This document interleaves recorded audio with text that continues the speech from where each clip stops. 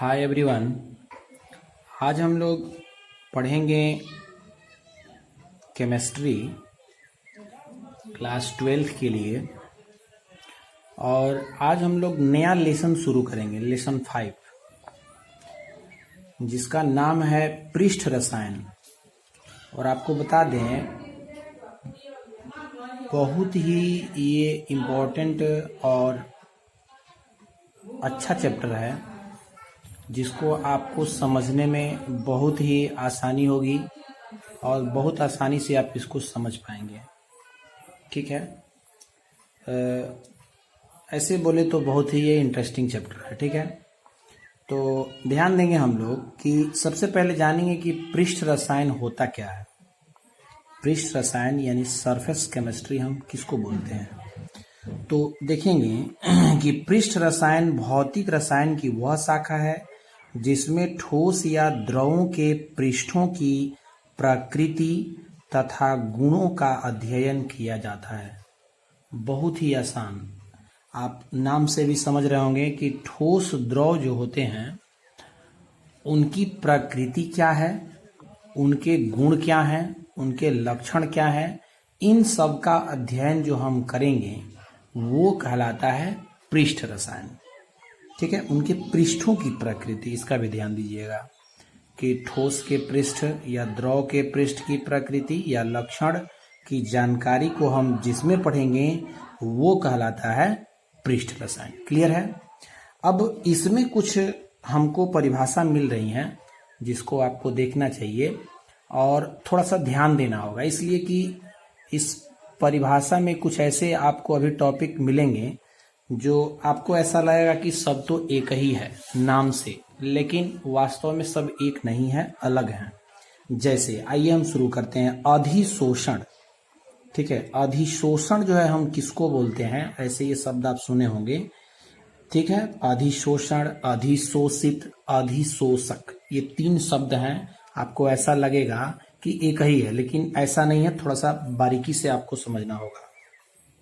तो देखिए, अधिशोषण किसको बोलते हैं, तो लिखा गया है कि किसी ठोस या द्रव के पृष्ठ पर संपर्क में आने वाले पदार्थों के सांद्रण की घटना को अधिशोषण कहा जाता है।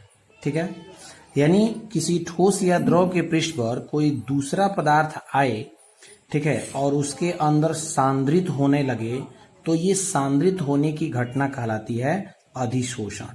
ठीक है, अब सांद्रित शब्द को ऐसे आप बोलचाल में समझ लीजिए कि मान लीजिए कि कोई एक ईंट का जैसे टुकड़ा है। ठीक है, ईंट के टुकड़े को आप जो है पानी में डालते हैं या ईंट के टुकड़े पर आप कुछ मात्रा में पानी गिराते हैं। ठीक है, तो आप देखेंगे कि ईंट जो है ठोस पदार्थ है और उसके ऊपर संपर्क में आने वाला पदार्थ कैसा है, पानी है। ठीक है, तो ये दोनों यानी पानी उसके अंदर जो है जाना शुरू हो जाएगा, उसके अंदर जो है अवशोषित होना शुरू हो जाएगा। इस घटना को हम कहते हैं अधिशोषण। ठीक है, तो ये आपको अधिशोषण की परिभाषा है। अब है अधिशोषित, ये किसको बोलते हैं, तो देखिए, वह पदार्थ जो ठोस या द्रव के पृष्ठ पर आकर्षित होता है उसे अधिशोषित कहा जाता है। अब देखिए, अभी जैसे हमने उदाहरण दिया मिट्टी और जल का, माने ईंट का टुकड़ा और जल का, तो अधिशोषित ईंट और जल में कौन होगा, जल होगा। ठीक है, देखिए, वह पदार्थ जो ठोस या द्रव के पृष्ठ पर आकर्षित होता है, तो ठोस है आपको ईंट, उस पर किसको लाया गया, पानी को, तो पानी जो है कहलाएगा अधिशोषित। क्लियर है, समझ में आ रही है।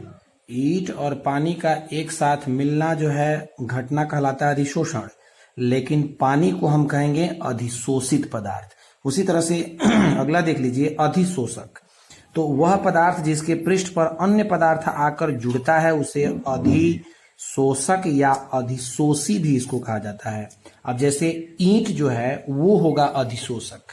ठीक है, फिर से समझ लेते हैं। देखिए, एक जो है आपको ईंट है और ईंट पर जो है हम पानी की मात्रा को डाल रहे हैं, तो ईंट और पानी का आपस में घुल मिल जाना यानी पानी का ईंट में समाहित हो जाना, ये क्रिया अधिशोषण है। समझिएगा, जो फर्स्ट हेडिंग हमने आपको बताया है अधिशोषण। ठीक है, और पानी जो ईंट पर आ रहा है, तो पानी जो पदार्थ है वो है अधिशोषित, और जिस पर आ रहा है, तो किस पर आ रहा है, कौन उसको अवशोषित कर रहा है, तो ईंट। तो ईंट जो है उसका क्या पदार्थ कहलाएगा, उस समय अधिशोषक कहलाएगा। ऐसा आप अन्य एग्जाम्पल भी ले सकते हैं, जैसे आप सूती कपड़े को आप भिंगाएंगे तो आप देखेंगे कि उस स्थिति में भी पानी जो है सूती कपड़े में जो है फैलता चला जाएगा। तो ये घटना जो है फैलना अधिशोषण है, पानी जो है अधिशोषित है, और कपड़ा जो होगा वो क्या होगा, अधिशोषक होगा। ठीक है, समझ में आ रही है बात, कंफ्यूजन नहीं होगा। नेक्स्ट हेडिंग इसमें दिया गया है अवशोषण। ये सब इंपॉर्टेंट टॉपिक हैं, इसको आप नोट भी कर लेंगे।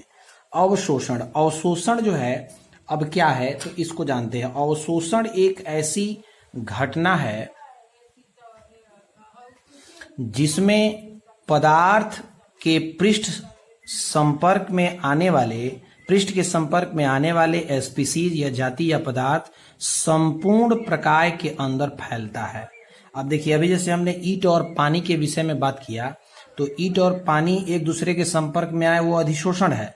लेकिन ये प्रक्रिया जो पानी उसके अंदर जो है धीरे धीरे फैल रहा है, ठीक है, फैलना शब्द आया हुआ है, तो ये घटना कहलाती है अवशोषण। ठीक है, अवशोषित शब्द भी आप सुने होंगे। ठीक है, तो अवशोषण ये है।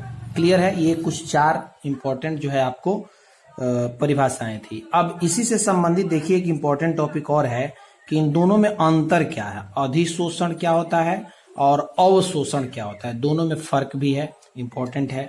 देखिए, पहला फर्क इसमें दिया गया है कि अधिशोषण एक सतह प्रक्रिया, अधिशोषण की प्रक्रिया जो है सतह पर होती है, जबकि अवशोषण प्रक्रिया बल्क प्रक्रिया। देखिए, बल्क अंग्रेजी शब्द है, बल्क मतलब होता है बृहद, बहुत ज्यादा। ठीक है, तो अधिशोषण सतह प्रक्रिया होगी, उसके सतह पर होगा, जबकि अवशोषण की क्रिया उसके अंदरूनी हिस्से में बहुत बड़े पैमाने पर होगी। ठीक है, दूसरा इसका अंतर दिया गया है, अधिशोषण में साम्य मतलब होता है इक्विलिब्रियम, ठीक है, बराबर की अवस्था।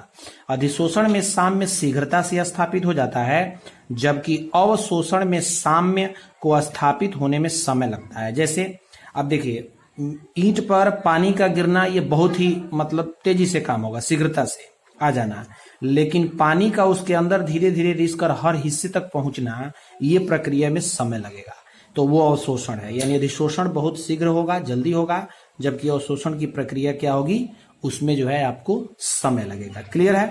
अब है तीसरा इसका अंतर दिया गया है कि अधिशोषण एवं अवशोषण के लिए समतापी वक्र जो है भिन्न भिन्न होता है।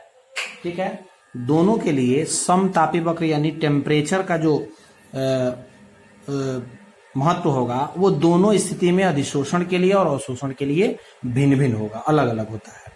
चौथा नंबर इसका दिया गया है कि अधिशोषण बाहरी सतह पर होता है, जबकि अवशोषण आंतरिक सतह पर होती है। ये आपको अभी समझाने के क्रम में भी बताया हमने कि अधिशोषण क्या है। ईंट पर पानी का आना, ये घटना हो गया अधिशोषण, जबकि उसके अंदर पानी का अंदरूनी हिस्से में फैलना है अवशोषण। तो बाहरी सतह पर होता है अधिशोषण और आंतरिक सतह पर होता है अवशोषण। ये 4 अंतर हैं दोनों में, दोनों अंतर को आप, इन सब अंतरों को आप नोट कर लेंगे। ठीक है, इसी तरह से आपको अन्य दिए गए हैं, जैसे अधिशोषण के प्रकार। ठीक है, अधिशोषण अब कितने तरह का होता है, तो देखिए अधिशोषण मुख्यतः 2 तरह का होता है। पहला है भौतिक अधिशोषण, फिजिकल एडसॉर्प्शन। ठीक है, इसमें देखिए क्या लिखा है, जब अधिशोषक और अधिशोषित के बीच का आकर्षण बल वांडर वाल बल, आपको पता होना चाहिए, पीछे क्लास में आप पढ़े भी हैं। वांडर वाल बल बहुत ही दुर्बल बल होता है, कमजोर बल होता है, 2 अणुओं के बीच लगने वाला बल है, वांडरवाल बल द्वारा उत्पन्न होता है, तो यह भौतिक अधिशोषण अवशोषण कहलाता है। फिर से सुन लीजिए कि जब अधिशोषक और अधिशोषित के बीच आकर्षण बल वांडरवाल बल द्वारा उत्पन्न होता है, तो इस प्रक्रिया को हम क्या कहते हैं, भौतिक अधिशोषण कहते हैं। ठीक है, अवशोषण नहीं, अधिशोषण कहते हैं। जैसे गर्म Ni मतलब निकेल, गर्म निकेल पर H2 गैस का अधिशोषण अगर हम करवाएंगे, यानी Ni जो है एक धातु है जिस पर हम H2 गैस का प्रवाह कराएं, तो ये अधिशोषण जो है भौतिक अधिशोषण के अंतर्गत आएगा। ठीक है, चूंकि इसके अंदर वांडरवाल बल लगता है। ठीक, इसका नेक्स्ट जो दिया गया है अंतर, वो है आपको रासायनिक अधिशोषण। रासायनिक अधिशोषण। यदि अधिशोषक तथा अधिशोषित एक दूसरे से रासायनिक बंधन द्वारा जुड़े हों, ध्यान दीजिएगा दोनों में फर्क क्या है। वहां पर बोला गया वान डर वाल बल के क्रम में जुड़ा हो, यहाँ पे कहा जा रहा है कि रासायनिक बंधन द्वारा जुड़े हों, तो इसको हम कहते हैं रासायनिक अधिशोषण। आसान है परिभाषा, बहुत आसान। एक कोई याद कर लीजिए, दूसरा याद हो जाएगा। एक में भौतिक अधिशोषण में वान डर वाल बल की उपस्थिति होती है और रासायनिक अधिशोषण में रासायनिक बंधन की उपस्थिति होती है। जैसे इसमें बताया गया कि गर्म निकेल पर अगर हम C2H4 तथा H2 का अधिशोषण